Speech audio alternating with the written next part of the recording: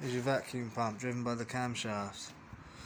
It's sucked in here, goes to the front of your car, comes back through here where it's distributed to several devices that use a vacuum.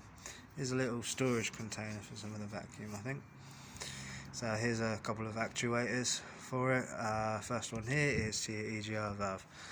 Second one, got at the bottom here, goes up over here to your turbo release valve. And then there's also another one underneath